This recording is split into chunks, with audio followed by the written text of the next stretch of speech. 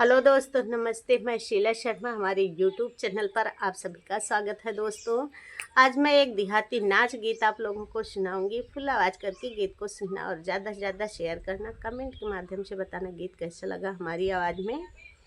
और इस गीत के भाव को ज़्यादा से ज़्यादा समझना और ज़्यादा से ज़्यादा शेयर करना, कमेंट के माध्यम से बताना। अपना प्यार, दुलार, आशीर्वाद दोस्तों बनाए रखना हमारे चैनल पर।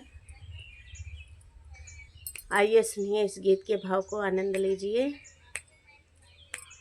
भारे पानिया न जाबै तालाब घाटवा, भारे पानिया न जाबै तालाब घाटवा, तालाब घाटवा हो तालाब घाटवा, भारे पानिया न जाबै तालाब घाटवा, भारे पानिया न जाबै तालाब घाटवा।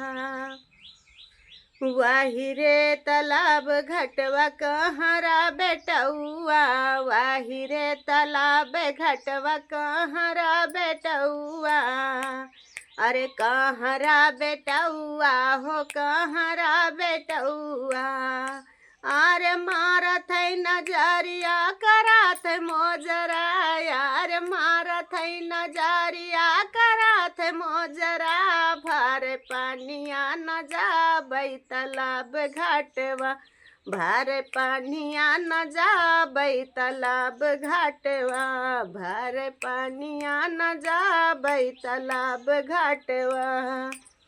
वाही रे तालाब घाटवा मालिया बेटौआ, वाही रे तालाब घाटवा मालिया बेटौआ, मालिया बेटौआ हो मालिया बेटौआ, यार मारत है नजरिया करात मोजरा, भारे पानिया न जाबै तालाब घाटवा, अरे मारत है नजरिया करात मोजरा, भारे पानिया न जाबै तालाब घाटवा, भारे पानिया न जाबै तालाब घाटवा। वाही रे तालाब घाटवा महर कई बेटौआ, वाही रे तालाब घाटवा महर कई बेटौआ, अरे मारत है नजरिया करात मोजरा, भारे पानिया न जाबै तालाब घाटवा, अरे मारत है नजरिया करात मोजरा, भारे पानिया न जाबै तालाब घाटवा, भारे पानिया न जाबै तालाब घाटवा।